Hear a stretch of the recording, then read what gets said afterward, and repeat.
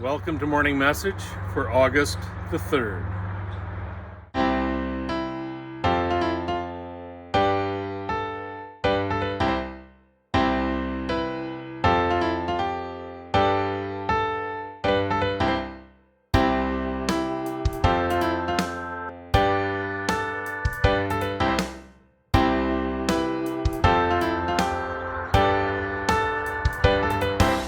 Well, good morning.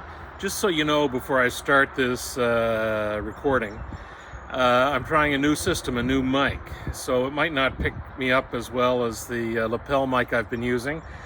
So I'm not going to re-record this. This is what you're going to get. Anyway, we'll see how it works out. There's a story about a man and a woman who were on their holiday as a married couple. And they were traveling around, and their trip got interrupted by toothache. Terrible toothache. So they decided to make an emergency trip to a local dentist. And the wife said to the dentist, I don't, we're on holiday, we don't want to be delayed, we're in a rush, don't want any painkiller or anything like that, just want this darn tooth taken out and we can get on our way. And the dentist said, well, I guess so. I mean, he kind of admired the courage and that sort of thing. And so he said, well, I have to see the tooth. And that's when she turned to her husband and said, honey, open your mouth and show him the tooth. Now, I'm not going to try to psychoanalyze that story for two reasons. One is I don't really have the skills to do that. The other reason is that, well, it's just a joke. But it's a joke that speaks to the point that I want to make today, and that is about compassion. There's lots of different definitions of compassion, lots of different ways of looking at it. The word that we translate in Scripture, or from Scripture into English as compassion, means to feel something in the gut, to feel something really in your heart. I think at one point it's possibly means to be moved in the bowel. I mean, that's how deeply something can be felt. Now, obviously, the woman in that joke that I just told, for her, she's only concerned about how this toothache happens to be impacting her.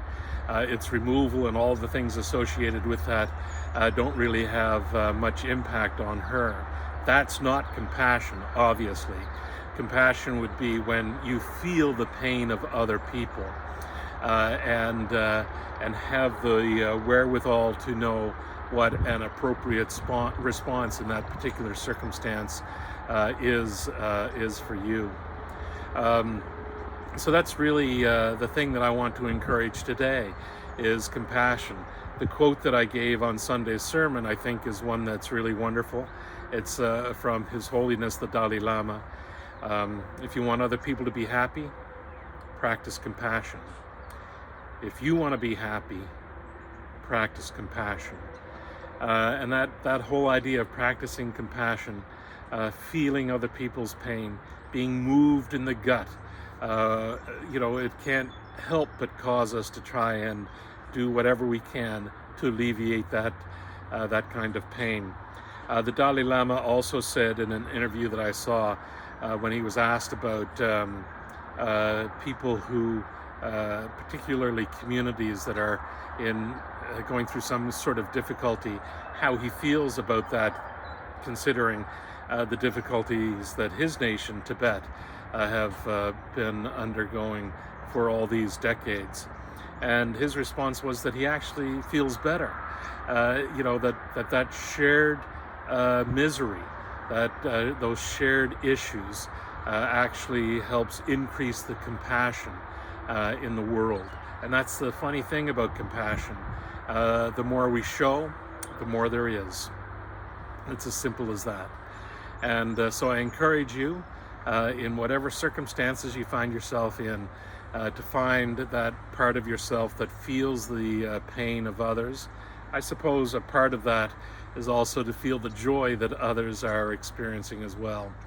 And when we recognize that pain in other people, compassion also moves us to do what we can to try and alleviate that pain, or if it's a question of a joyful experience that's going on around us, to do what we can within ourselves to celebrate that joy with our fellow travelers as well.